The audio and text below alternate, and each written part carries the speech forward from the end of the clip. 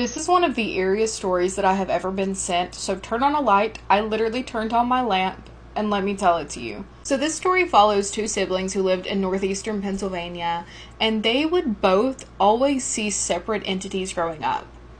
The person that wrote this in would always see a tall, featureless man in a top hat, and the sister would always see a little girl in a blue plaid dress and black shoes. Always throughout the house.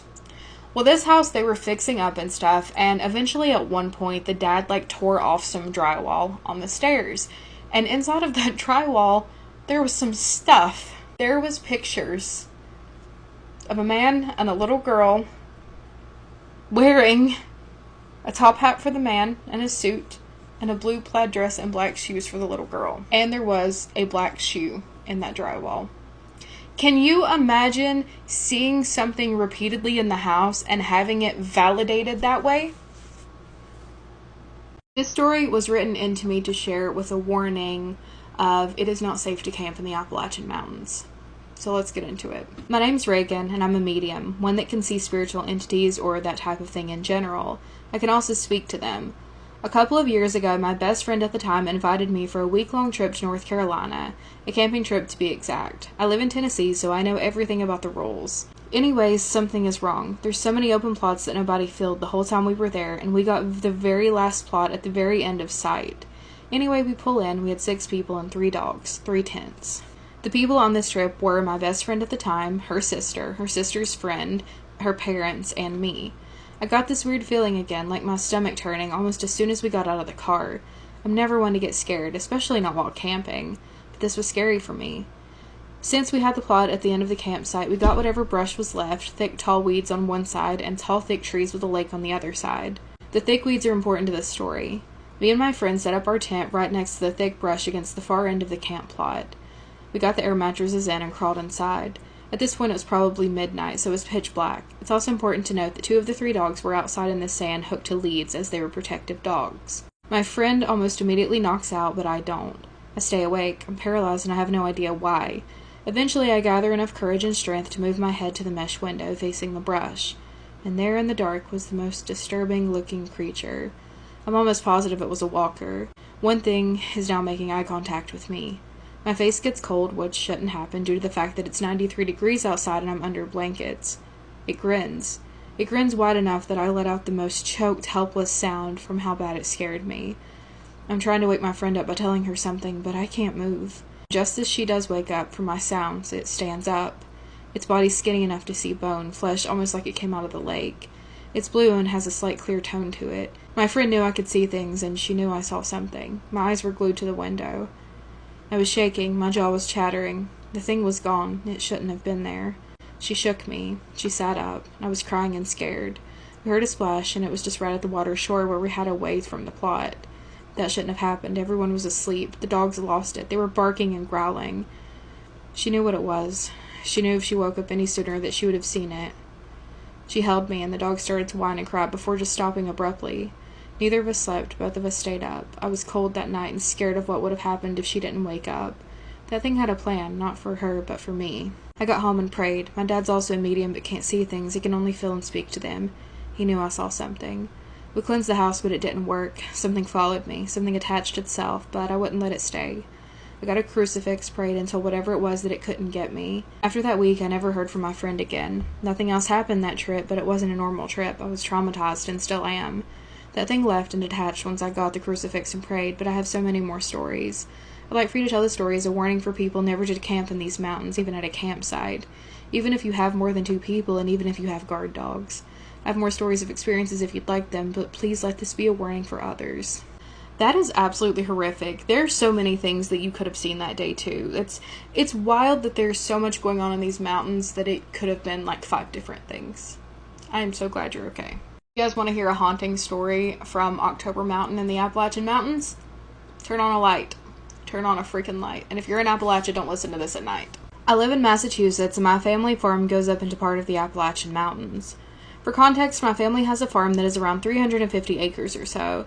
The town I live in has a water treatment plant, and there's a road that goes through my family's property up to the water treatment plant, and the reservoir that supplies the town water. Once the road hits my family's property, there's a gate that only the people who work for the town and my family have access to, the key that opens it. There's also no way someone can drive around that gate either. Well, over the summer, my boyfriend and I decided to take our dog on a hike up to the reservoir, which is on the mountain. It was Saturday morning and no one from the town was working, so we were the only people allowed to access that road or trail. It turns into a dirt trail after the water treatment plant. We get all the way to the reservoir and it was great. Nothing weird. It was just a great morning walk. We started to make our way back down and we hear a weird noise. It wasn't a whistle, but it sounded like something trying to make a bird noise. I'm not sure how to explain this. It was very eerie sounding and it made both my boyfriend and I stop in our tracks. Our dog even stopped. He let out a low bark and started to growl. His hair was raised on his back. I love all things creepy and I've heard of stories of what it could be. I don't want to say the names. And I was freaked out. My boyfriend, not knowing any of this, uncomfortably said out loud, "What was that?" I stupidly told him to drop it and he kept asking, but I just told him I would explain everything after. Luckily, we made it back home without any incidents, but I'm still freaked out to walk all the way up there again. I will add, around 10 years ago, my cousin and I would ride our horses up that trail. We only made it all the way to the reservoir on horseback once, and after that, right after the water treatment plant where the road turns into dirt, the horses would start getting scared. Nothing would ever be there that we could see, but my horse was always the first to get scared. We would wait a few weeks or months before trying it again, and it never failed. The horse would get scared at the same spot, to the point that my horse would not cross it. He would try bucking me off, and that was a big drop down on the other side, so I never wanted to push my luck and fall to the other side of the mountain. Sorry about that. My camera got a little crooked because in the middle of that I wanted to show you guys my cat that was sitting with me. That is absolutely terrifying. What? I mean, something was obviously up there. The horse saw it. That's... oof. You are so handsome. Come here. He's so handsome. Artsy, you want to come up here, Bubby? This is the very true story of what I believe was a windy boy. While I was camping around a year ago, my family went on a camping trip to my grandfather's land in a small town in New York State, the part that Appalachia runs through. We're having a great time drinking by the fire and listening to music. I have two twin nieces who were both there. One of them was with her boyfriend, and the other one, my boyfriend at the time, and I walked back to our camper that was around a football field away from some trails. I felt something off. I am a medium, but I kind of brushed it off my shoulder. But I had this strong feeling that I was being watched. My boyfriend at the time also had that feeling. Once we reached the camper, I get this strong feeling that we should not walk back. But she was sharing camper with our grandparents, and there was nowhere for me and my boyfriend to sleep. So I sat on the deck of the camper for a couple of minutes, and I felt like something was there watching every move that I made. I finally called my other niece's boyfriend and asked him to meet us in the street halfway. Once we get a call from him saying that he was in the street and asked where I was, me and my boyfriend head towards him. I've seen his flashlight moving very quickly. He said he had heard something, and we didn't really think much of it. We thought that since we were on the street, we would be safe, and that it was maybe a small animal. We were just about the driveway to where our campers were. There's a 20-foot drop on the right side of us with nothing next to it. We heard an unhuman-like growl. It was more of a screech, but it was low. We look at each other, and we walked a little bit more, and then we start running to our camper. The next morning, we go out to look to see if we find any footsteps where we heard the noises, because it was muddy. There was absolutely nothing. This thing chased us into the campground. I heard it. I was terrified that next night. Me and my boyfriend were almost asleep in our camper when we heard grunting outside of the window. We would hear pacing like whatever we heard that night before. This was probably the most terrifying experience of my life. We also believe that because there's a cell tower right on the land, that has something to do with it. Honestly, I used to camp a lot as a child. I had a few weird things happen, but nothing crazy. Now that I think of it, oh my god, I need to tell this story because it happened in a local park and it has to do with like a time. I'm just now putting together that was probably like Appalachia folklore related. Oh my god, I need to tell that story. Hold on, I'm gonna go film that story, but that story was terrifying. I got an email in my inbox titled, "Mimic Situation, Please Help Me." So let's read the story together for the first time and see if we can offer any advice. And I say we because whenever I was going through that situation with the mimic, you guys helped me a ton. So let's help someone else. I live with my mom and we're in England, specifically Nottingham. We do have trees outside, but nothing like a forest or woods. It's more so a barrier between streets. Though there is a woods that I used to frequently go to. Not sure if this context is needed, but we are both mediums, though I do have a stronger connection. It runs on the maternal side of my family. Around 2 years ago, my stepdad that mistreated me was kicked out and told not to return. This is the point that things started. I started to hear my mom when I knew she was asleep or out of the house. It was only once or twice a month at this point. After about 3 months of this, I'd hear my name being called even with noise-canceling headphones on. I started to get panicked, especially as it started to do the same with my cat, scratches and meows outside my door when he wasn't in or was asleep downstairs.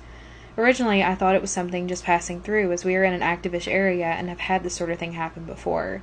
I'm now thinking that's not the case. This thing seemed to quiet out for around 8 to 10 months and picked back up at the original pace, only occurring a few times a month. It's now gotten more consistent and demanding. I hear my voice, my mother's voice, and even my grandmother's voice at least 3 times a week. I've just had a weird dream, too. So I woke up at 5:30 a.m. today with a weird feeling, kinda like someone was watching me. Now, I get this often as I've had a shadow spirit protector. He's kinda like the Hat Man stories, but more focused solely on my well-being spiritually or not. So I checked in with him, and everything felt fine after. Of course, I go back to sleep. Well, I think that was one of the biggest mistakes yet. I feel like I've been asleep for hours and was worried it was closing in on the afternoon. It wasn't. I was only asleep for around 15 minutes, but in that 15 minutes, the dream or whatever it was absolutely insane to me. I don't typically remember dreams unless something's wrong, hence this message. In the dream, I was sat downstairs with my mom on the sofa. We were watching who knows what, but again, I felt like I was being watched. Only difference is that this time I felt more like a stalking victim than anything else. I don't know exactly how or what this thing is, but it comes into the living room. It looks kind of like a version of my mom from years ago, but with black hair. It was too skinny, and the hair was too greasy. Patches of it were missing. It kept saying that it was almost time. I don't know what that means, but it creeped me out, so I started praying.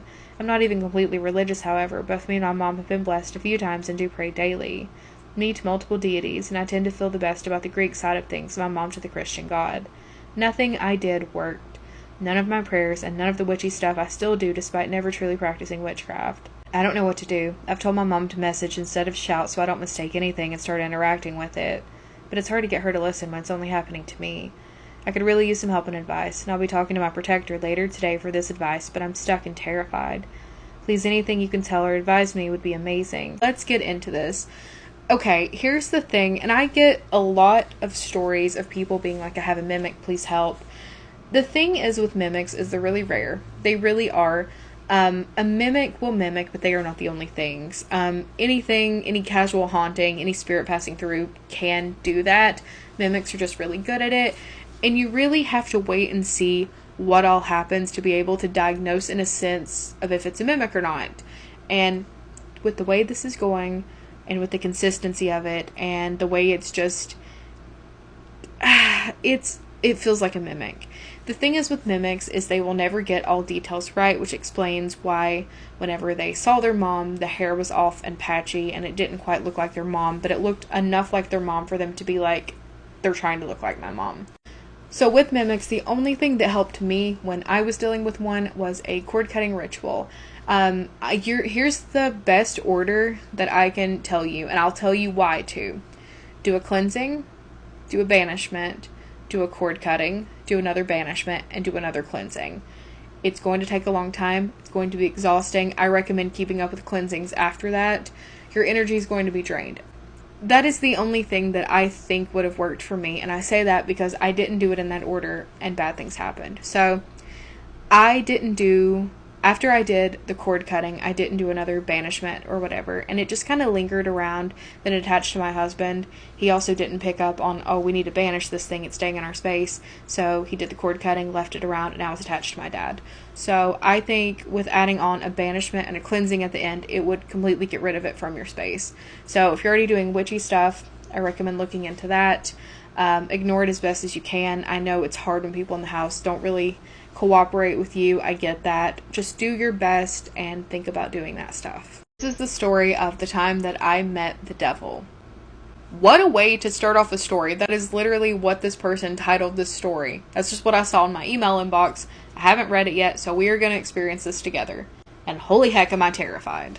I'm here to give you a true horror story that happened to me around 3 weeks ago as of when I sent this message on June 25th. My whole life I've seen dark shadow people around me. I've woken up with bruises that I can't explain, hand marks all over my arms, and scars with no backstory. I'm from a long line of witches and pagans, and I have type 1 diabetes, and 3 weeks ago I had an encounter with the devil himself. I'd fallen into a diabetic ketoacidosis where my blood had so much sugar in it had turned into acid. I was in the hospital for around 4 days, and on the second night there I had a strange dream. I was at my great-grandfather's cabin in the Appalachian Mountains. I've never been there, but I've seen photos. I was with my family. We were sitting by the lake in the backyard when I see a man with 3 goat heads combined in the water.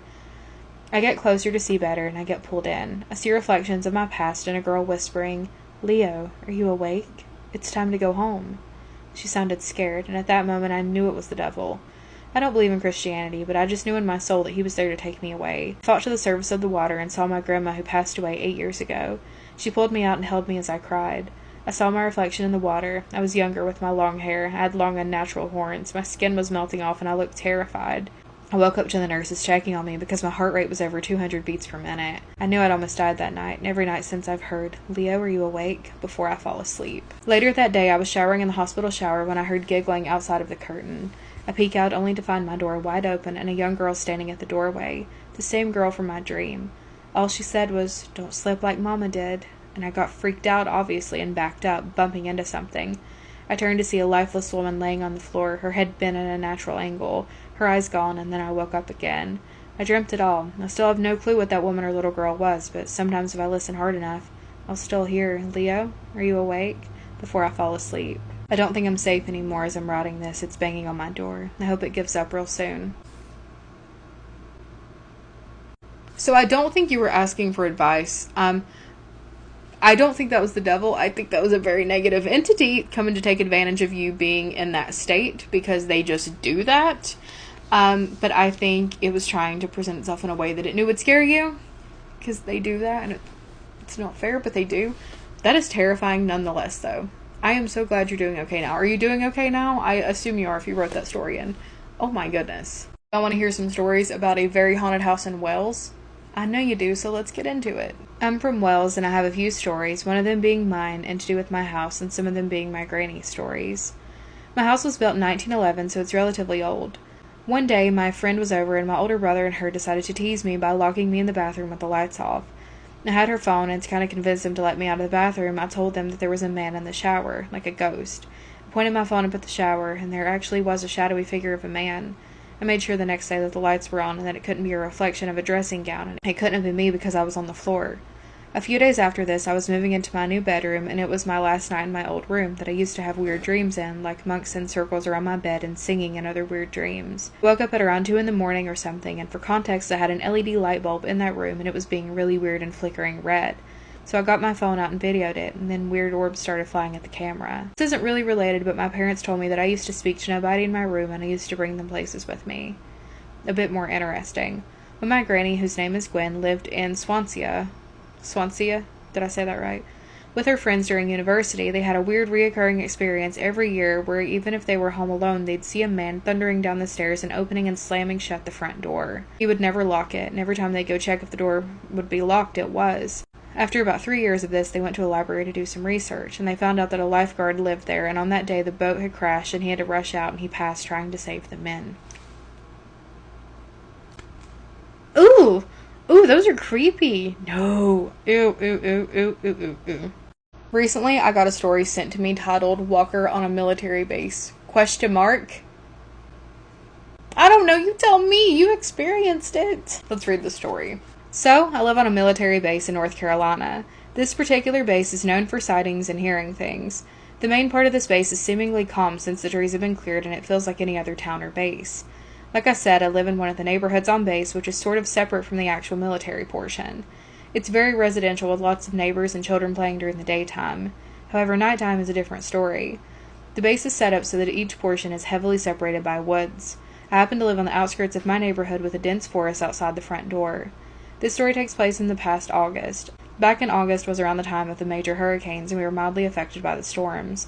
My backyard flooded, and I have choice dogs who don't like to get their feet wet. Needless to say, I was forced to take them to the front yard. Across the street is this heavily wooded area, and I take them there since it's an opening pretty far from the other houses. At this point, we're already a few days into the storm, so I had been going out to that part every day and night. Something I would like to mention is that we have a lot of deer in that area, and as soon as I open the door, my dogs would bolt out to clear the area and make sure the deer aren't in their territory. That being said, they're very vigilant about checking their surroundings. So we go out and they look around and are satisfied with the lack of other people and animals and proceed to do their business. One dog stays leashed, and the other one goes on their way. Once my leashed dog finishes, I look up and tell the other one to hurry. She finishes and snaps her head to the tree line. She starts barking, and I get a little irritated thinking I'll have to go on a wild goose chase after her. And then I see it. The entire tree line is uniform except one tree that juts out a bit, maybe 10-15 feet, and I see a shape. At first I think it's a deer, but then my dog turns and runs towards the house. The other one starts dragging me back towards the house, and the hairs on my neck are stood up. I realize there was no antlers, and it's about eye level to me, 5'10" for reference. Most importantly, I didn't see any legs, just a dark circle peeking around a tree, even darker spots where the eyes should have been. I knew something was wrong when my gut told me to go inside. Usually I'm the type of person to investigate for my own sanity, but something in me said to just turn around and walk away. So calmly I turn and walk as if I didn't see anything. Once I get inside, I immediately called my husband to tell him what happened. He's talking about how he doesn't believe me and that I hear the faint clicking coming from the kitchen. I put the phone on speaker and asked if he heard it. It was the sound of the deadbolt clicking, which was coincidentally coming from the only door that has a large glass pane with no blinds. He kept saying I must be tired and sleep-deprived even though he heard it on the phone. The biggest shock to me looking back is that my dogs ran away. They chase everything in sight no matter the threat or size of the other animal, so to me that's the scariest part. I love your videos so much, and honestly I just wish you had a meet and greet. I just want to have a conversation with you because there's so much more that's happened in my life than any other email could ever entail. Listen, okay, these horror conventions, I'm at them a lot, and I'd love to meet you guys there, and I always tell you guys which ones I'm going to be at, and I'm actually, I don't know if I'm allowed to say this, I'm doing one in West Virginia in September. I don't know if I'm allowed to talk about it yet. Just keep that between us. If there's more details I can give, I'll give y'all the details. Listen, that is absolutely terrifying. The shape of it's weirding me out, because what do you mean a circle? It's like giving hide behind. It's giving scary. I don't like it. Ugh.